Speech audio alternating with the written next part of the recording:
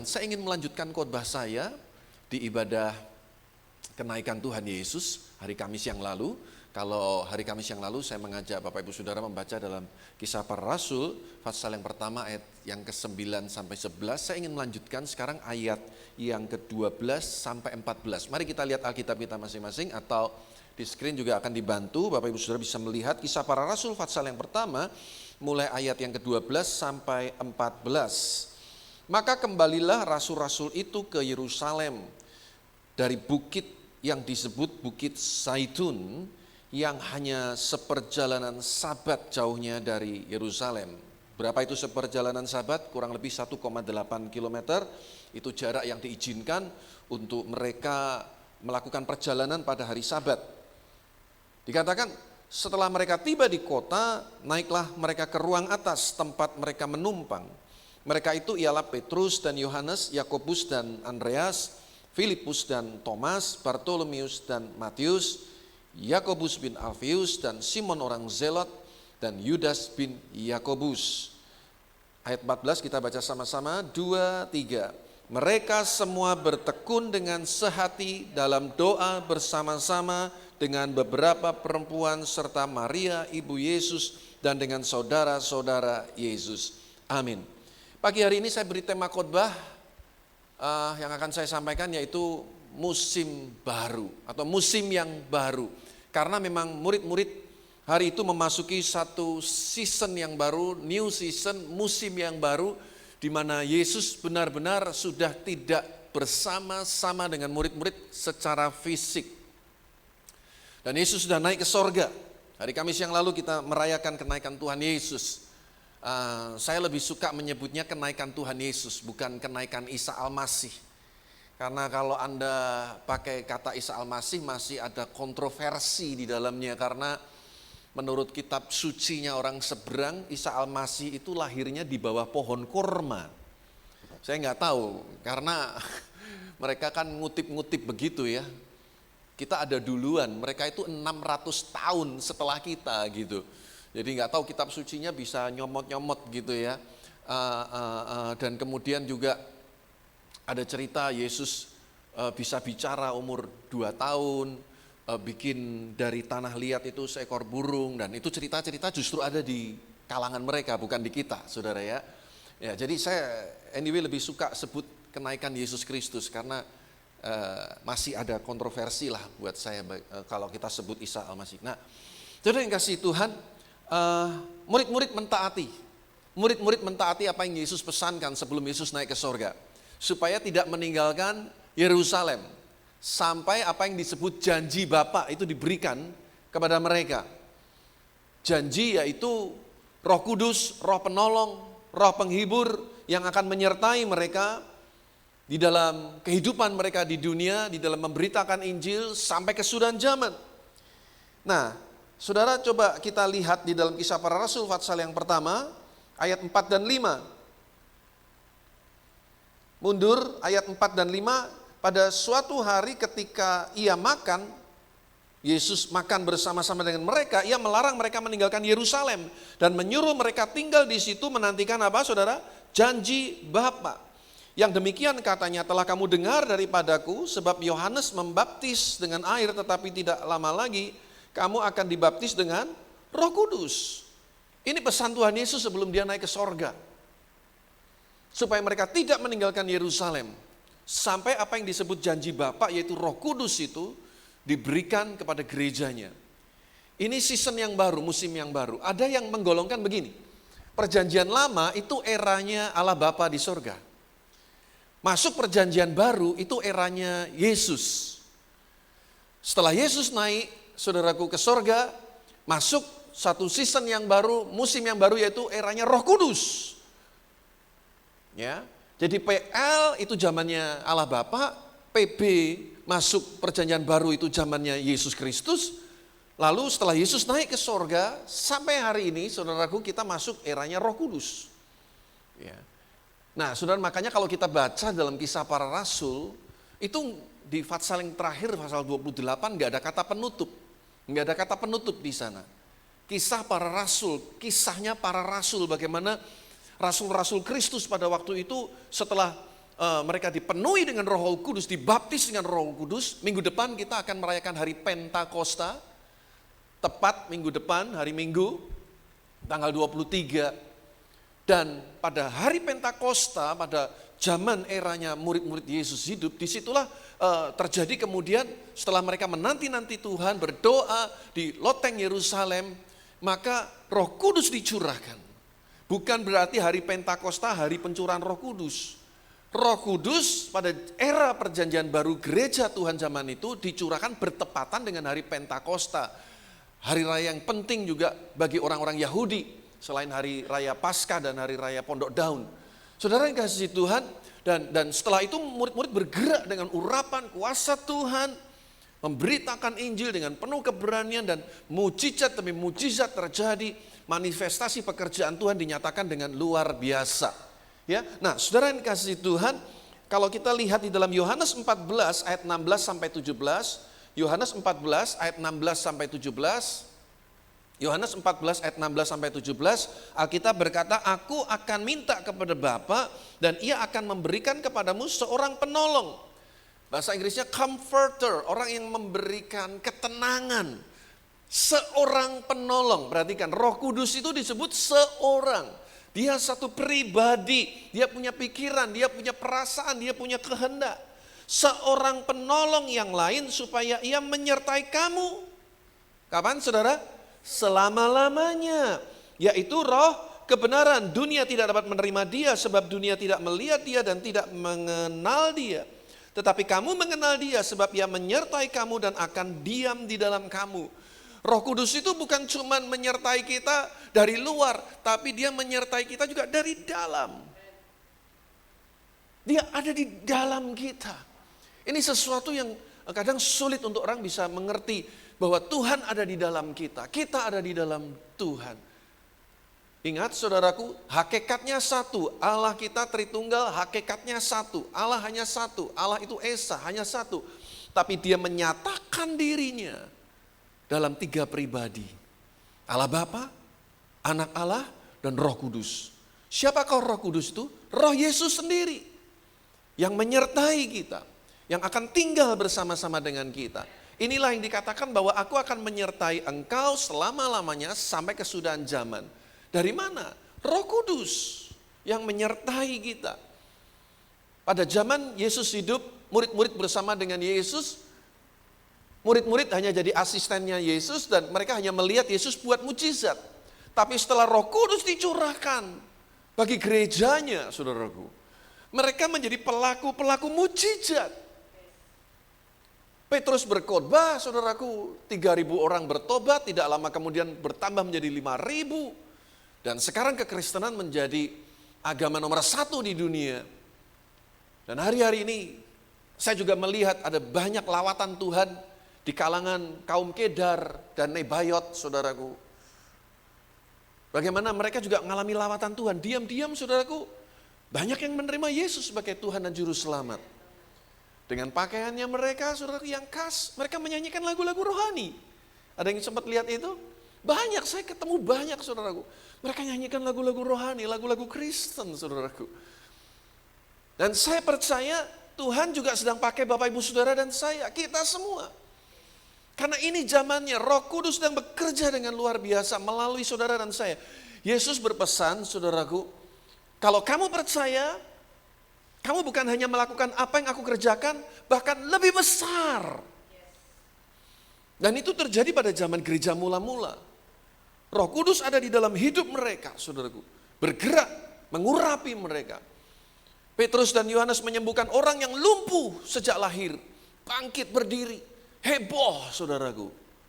Dan semuanya mereka lakukan di dalam nama Yesus Kristus Tuhan. Ini luar biasa, saudaraku. Dan saya mau ingatkan, saudaraku.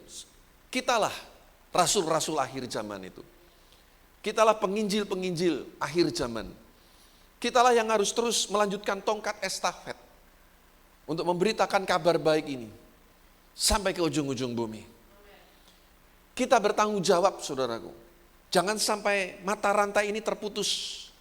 Hanya untuk diri kita sendiri.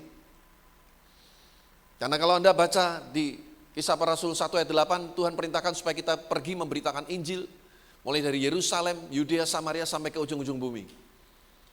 Ini new season bagi kita, gereja Tuhan, musim yang baru. Gereja lahir setelah hari Pentakosta. Dalam Kisah Para Rasul pasal 11, untuk pertama kalinya di Antioquia, orang-orang yang percaya kepada Yesus disebut Kristen. Disebut Kristen, bukan di Yerusalem, justru di Antioquia. Kapan itu saudaraku? Ketika Roh Kudus bekerja dengan luar biasa di tengah-tengah gerejanya. Orang-orang mulai melihat gaya hidup murid-murid Yesus, orang-orang percaya yang seperti Yesus. Gaya hidup seperti Yesus, melayani seperti Yesus, berbicara seperti Yesus. Yang diberitakan message-nya juga sama, pesannya sama. Lalu orang memberi label Kristen. Dulu ini sebetulnya olok-olokan saudaraku. Kristen loh, itu sebetulnya mengolok-olok. Ini loh pengikut Kristus nih, orang Kristen nih. Olok-olok saudaraku. Mereka menghina, melecehkan sebetulnya. Sama seperti tanda salib. Itu bentuk penghinaan sebetulnya. Tapi hari ini kita tahu, salib itu merupakan kebanggaan bagi kita. Berita salib bagi orang yang akan binasa, itu satu kebodohan. Tapi berita salib bagi orang yang percaya adalah kekuatan Allah di dalam hidup kita semua. Amin, saudaraku. Ini luar biasa. Makanya banyak orang suka pakai kalung salib, di rumahnya ada salib, di mobilnya ada salib. Ya. Nah, saudara yang kasih Tuhan, saya rindu setiap kita, ayo siapkan hidup kita untuk Tuhan bisa pakai kita semua, tua, muda, pria, wanita, orang tua, anak-anak, Tuhan bisa pakai kita semua. Dan Tuhan memang sedang mau pakai kita semua di bidang yang Tuhan percayakan kepada kita masing-masing. Anda yang di bisnis, di marketplace, jadilah kesaksian bagi kemuliaan nama Tuhan. Roh Kudus mengurapi engkau, Roh Kudus menyertai engkau. Roh Kudus yang akan menaruh kata-kata dalam hidup saudara. Anda yang ada di dunia pendidikan, ingat, bukan sekedar kita mengajar begitu saja, tapi bagaimana kita mentransformasi kehidupan murid-murid yang kita didik, kita ajar, supaya mereka juga memiliki pengenalan akan Kristus. Saudara yang ada di dalam dunia medis, ya, sekarang kita punya dokter juga di gereja kita. Ya, semalam saya melakukan peneguhan nikah. Saudara kita Heri dan Dokter Fania, puji Tuhan. Nanti kalau kita ada bakti sosial, kita bisa kita ada dokter yang sudah ready untuk menolong kita, gitu ya. Saudara, ada yang di dunia medis, saudaraku, mari kita juga bukan sekedar mencari keuntungan bagi diri kita sendiri, tapi bagaimana kita juga membawa kabar baik bagi orang-orang yang sakit. Semua kita, saudaraku, dimanapun kita berada, Roh Kudus sedang melawat setiap kehidupan umatnya, gereja Tuhan. Dan Tuhan mau setiap kita terus melanjutkan apa yang sudah dirintis oleh murid-murid Yesus pada waktu itu. Sampai hari ini, bahkan sampai selama-lamanya. Supaya betul-betul amanat agung itu sampai ke ujung-ujung bumi. Artinya apa sih sampai ujung bumi? Tidak ada satu orang pun yang mati belum sempat dengar kabar baik. Itu tujuannya begitu, saudara. Poinnya di situ. Jangan sampai ada orang mati, meninggal dunia, belum sempat dengar bahwa Yesus itu adalah juru selamat yang menebus dosa umat manusia. Jangan sampai ada orang yang meninggal sama sekali belum pernah mendengar Injil, good news, kabar baik, keselamatan itu. Amin, saudaraku. Saya rindu setiap kita bisa tangkap kebenaran firman Tuhan. Gereja Tuhan secara saya khotbah kontekstual seperti zaman dulu, murid-murid ini saat ini sedang dalam penantian nih. Ya, karena Yesus bilang supaya enggak tinggalkan Yerusalem, tapi berapa lama sampai janji Bapa itu digenapi, enggak ngomong. Yesus enggak ngomong. Pokoknya jangan tinggalkan Yerusalem sampai kamu diperlengkapi dengan kuat kuasa dari tempat yang maha tinggi, janji Bapak digenapi. Enggak ngomong. Menanti itu pekerjaan yang menjemukan, betul? Menunggu itu sesuatu yang membosankan. Tetapi saudaraku, kita harus ngerti siapa yang kita nanti-nantikan. Kalau Tuhan yang berjanji akan datang, dia pasti akan datang. Janjinya ya dan amin. Memang kalau manusia berjanji, saudaraku, katanya esok dele sore bisa jadi tempe, saudaraku. Mending, saudaraku. Esok dele sorenya donat, itu lebih gawat lagi, saudara. Itulah manusia. Tapi kalau Tuhan berjanji, dia tidak pernah ingkar janji. Tuhan cuma minta ketaatan kita. Dan murid-murid membuktikan, mereka taat menanti-nanti sampai betul-betul lawatan Tuhan terjadi di loteng Yerusalem, 120 orang kepenuhan Roh Kudus. Dari lebih 500 orang yang menyaksikan Yesus naik ke sorga, Yesus pesan supaya tidak meninggalkan Yerusalem, tapi tinggal 120 orang yang masih tetap setia menanti-nantikan Tuhan. Banyak yang dipanggil, sedikit yang dipilih. Itu dari dulu ya begitu itu, saudaraku. Ya, kalau diajak doa gitu, saudaraku, sedikit. Ya, kalau diajak pelayanan sedikit. Banyak yang dipanggil, wah banyak orang Kristen. Tapi yang betul-betul mau melayani, yang mau bergumul bersama-sama, itu sedikit. Dan saya berdoa kita masuk golongan orang yang sedikit itu. Tapi radikal. Tapi punya api Roh Kudus. Ya, bahkan ada tokoh yang berkata, berikan kepada aku satu orang yang diurapi dengan kuat kuasa Roh Kudus. Cukup dengan satu orang itu. Sanggup menjungkir balikan dunia ini. Dan saudara, Tuhan itu enggak bergerak dengan pakai rombongan rame-rame, enggak. Seringkali Tuhan pakai person to person. Satu persatu, dari situ api itu menjalar. Dan kegerakan terjadi di mana-mana. Nah itu yang saya mau tekankan yang pertama, saudaraku. Bagaimana kita harus terus menanti-nantikan Tuhan. Bukan berarti Roh Kudus itu naik turun, oh kok mesti nanti-nantikan lagi. Enggak, ya Roh Kudus sudah dicurahkan. Tapi bagaimana kita betul-betul mempersiapkan hidup kita untuk dipakai dan dipenuhi dengan kuat kuasa Roh Kudus. Dan kita bergerak untuk melayani Tuhan. Nah, yang kedua, saudaraku, kita lihat season yang baru ini, musim yang baru ini. Gaya hidup murid-murid yang juga baru, saudaraku. Ya, kalau Anda lihat kembali ke ayat 14 tadi, Kisah Para Rasul Fatsal yang pertama, Alkitab berkata mereka semua bertekun dengan sehati. Katakan sama-sama, saya sehati. Ya, dalam doa bersama-sama dengan beberapa perempuan serta Maria ibu Yesus dan dengan saudara-saudara Yesus. Saudara, mereka sehati. Mereka kompak, mereka sepakat ya untuk terus bangun kesatuan, bangun unity.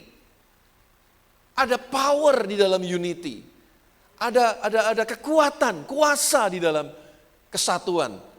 Ada satu kekuatan untuk melawan musuh yang lebih besar, musuh yang lebih cerdik, musuh yang lebih kuat. Ketika kita unity, maka ada satu kekuatan dari dalam yang keluar, yang bisa mengalahkan, yang mestinya ribuan kali kekuatannya lebih hebat. Betul, saudaraku? Oke lah, kita mungkin sekian ini, JKI Hosana. Tapi kalau semuanya sehati, saudaraku, diam-diam jemaat-jemaat Tuhan semua bergerak semua. Akan saya dengar banyak kabar-kabar yang baik. Terjadi perubahan di marketplace, di dunia pendidikan, di dalam dunia kerohanian, dalam dunia misi, di mana-mana tempat. Masalahnya apakah kita mau untuk menggabungkan semua talenta, karunia, kekuatan yang kita miliki ini. Kita berkontribusi bersama. Kita gabungkan bersama. Karena ada orang yang sulit untuk bisa sharing. Ada orang-orang yang sulit untuk membagikan sesuatu karena merasa nanti aku akan berkurang, akan hilang. Saya kasih tahu saudaraku, knowledge, pengetahuan dibagikan, itu enggak akan membuat kita jadi bodoh. Pengetahuan yang kita bagikan kepada orang-orang lain akan membuat orang lain menjadi pintar, membuat orang lain lebih maju. Tapi kita sendiri bukan berarti lalu jadi bodoh, betul? Bukan berarti kita jadi bodoh. Tinggal hatimu, jiwamu punya nggak jiwa yang besar untuk bisa mengupgrade hidup orang lain. Untuk bisa membuat orang lain, mungkin lebih maju dari kita, lebih baik daripada kita. Apakah engkau punya jiwa yang besar seperti itu? Atau sebaliknya engkau takut? Karena ada orang yang lebih baik dari kita, ada orang yang lebih hebat daripada kita. Lalu kita seperti berkompetisi dengan dia. Ini yang bahaya, saudaraku. Tapi kalau kita betul-betul mau, saudaraku, menyadari bahwa apa yang Tuhan berikan kepada kita itu titipan dari Tuhan. Bukan milik kita. Tuhan cuma panggil kita jadi pengelola. Amin, saudaraku, pengelola. Pengelola dari semua yang Tuhan percayakan kepada kita. Contohnya waktu, kesehatan, harta benda kita, kesuksesan kita. Itu titipan Tuhan semua. Titipan Tuhan semua. Saudara, semua yang ada di dunia ini fana. Setuju saudaraku? Semua yang ada di dunia ini semua fana, betul nggak? Nah, semua yang fana itu anggap aja nol. Anggap aja nol. Anda punya mobil, ya, nol. Kan juga nanti satu kali juga akan jadi tua, akan jadi besi tua. Saya kalau pulang dari sini ya, lewat di jalan apa itu, yang Telaga Mas Raya ya, ada mobil tua di situ. Warnanya biru. Kalau lewat Tanah Mas nanti, nggak tahu udah berapa tahun itu mobil di sana. Dulu zaman jaya-jayanya itu mobil, nggak tahu tuh mobil tahun 60-an kali, dibiarin begitu aja. Itu waktu jaya-jayanya zaman dulu, wah orang pasti kepingin beli dan punya mobil itu. Tapi itulah realita hidup, fana. Akhirnya jadi besi rosokan tuh, nol. Apalagi? Harta benda kita, kekayaan kita. Saya sudah ceritakan ada orang simpan emas, batangan di bawah tanah. Hari ini nggak tahu kemana itu, engkong emaknya nyimpen berapa puluh tahun. Ya, fana, nol. Apalagi, saudara, kesuksesan kita, jabatan kita, nol. Ada waktunya di mana kita pensiun, ada waktunya di mana kita harus tinggalkan, bahkan kehilangan kedudukan kita, nol semuanya. Itulah dunia. Nah, saudaraku, kehadiran Tuhan itu menentukan segala-galanya dalam hidup kita. Ya, Tuhan itu saya gambarkan dengan angka 1. Kalau Anda hanya cuma punya 0, cuma 1, tambah angka 1 di depannya, jadi berapa? 10. Makin kau punya hal-hal yang tidak berarti, yang fana menurut saudara, 0, 0, 0, 0, 0, 0, 0, 0, 0. Sampai 1 miliar, 1 triliun, 0 semua. Kalau 0 tetap 0, nggak ada gunanya. Tapi begitu ditambah 1, artinya jadi berbeda, saudaraku.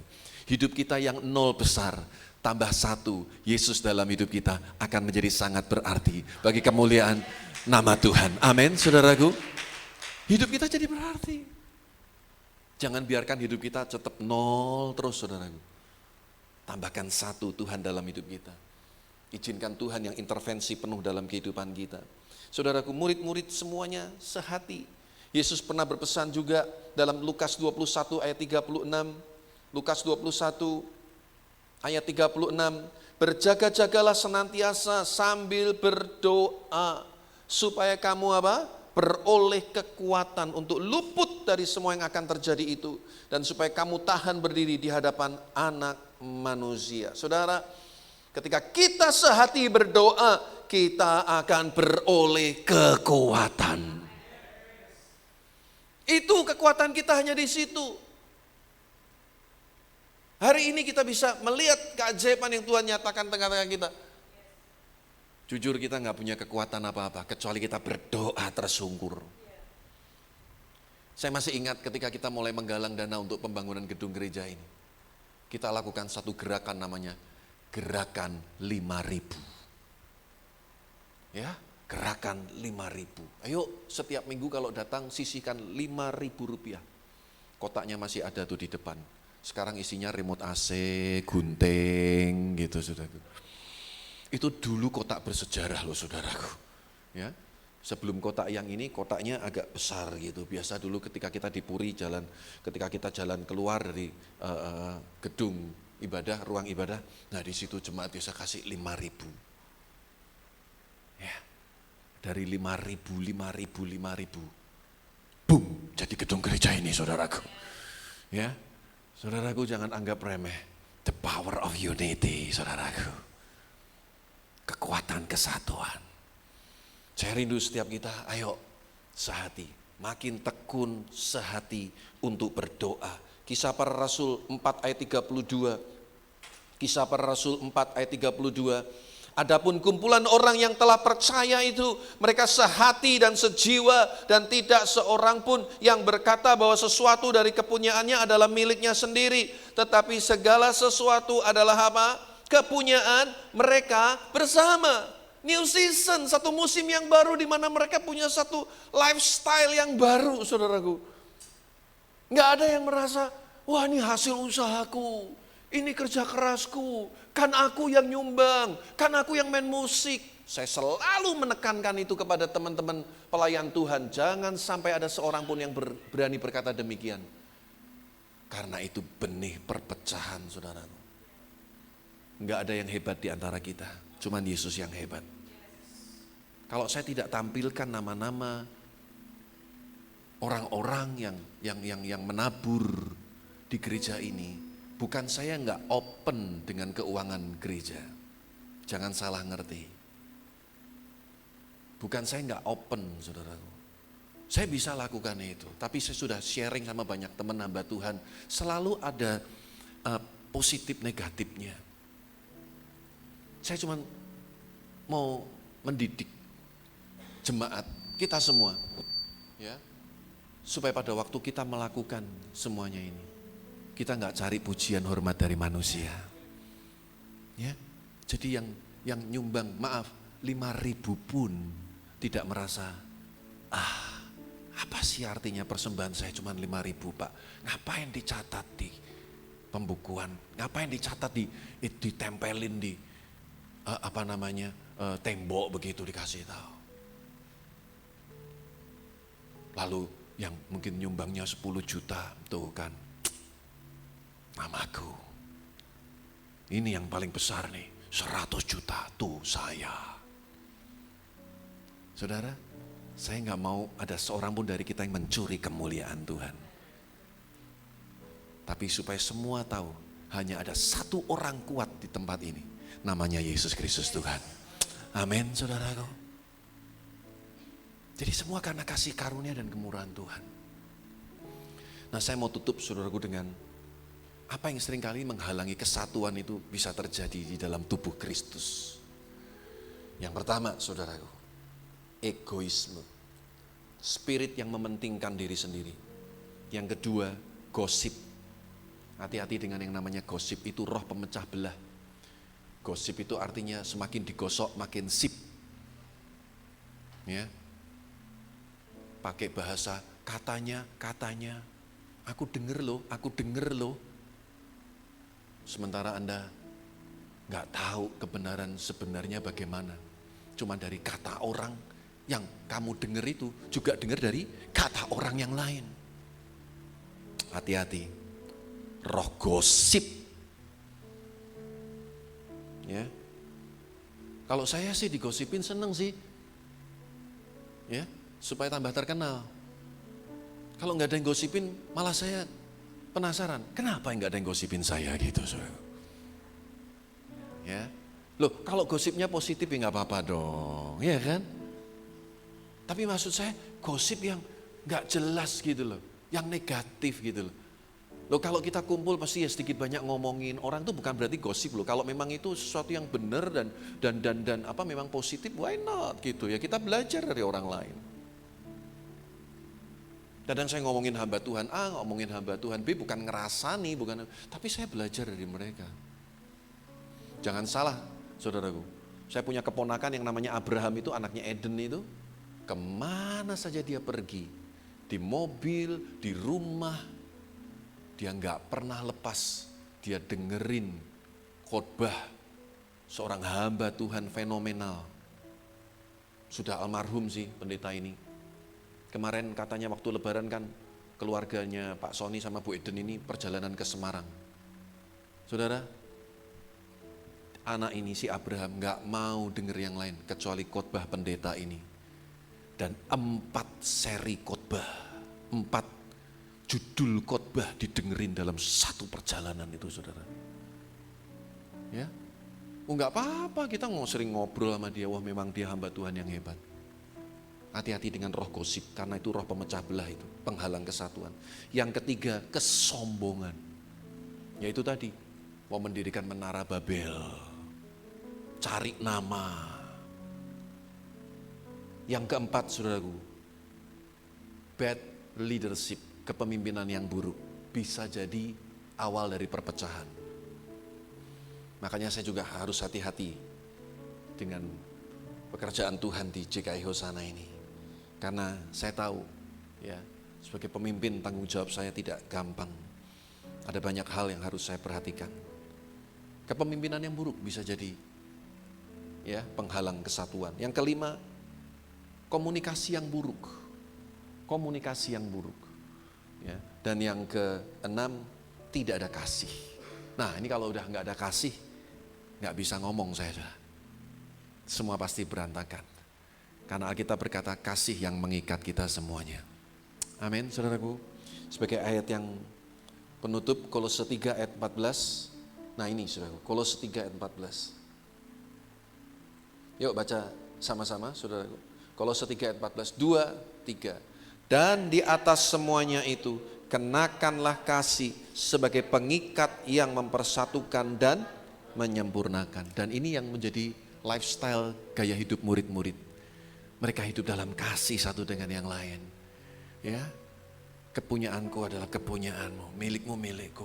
Begitu ada yang kekurangan, makanya saudaraku Ananias dan Safira, saudaraku waktu itu ikut-ikutan jual tanah. Mestinya kalau Ananias dan Safira jujur hanya sebagian yang aku berikan, nggak akan mati. Ingat kisah itu, saudaraku? Tapi karena mereka bohong. Zaman itu mereka memang terjadi. Mereka harus jual tanah untuk hidup bersama-sama, menutup yang kekurangan, yang gak bisa makan, yang punya lebih berbagi. Makanya lawatan Tuhan luar biasa waktu itu. Orang lumpuh berjalan. Kain yang dipakai Paulus menyembuhkan orang sakit. Ya, dan banyak mujizat yang lain yang dilakukan oleh murid-murid. Kenapa? Mereka punya kasih agape itu dalam hidup mereka. Yang membuat gereja Tuhan tetap kuat sampai hari ini. Amin, saudaraku. Mari kita berdoa bersama-sama.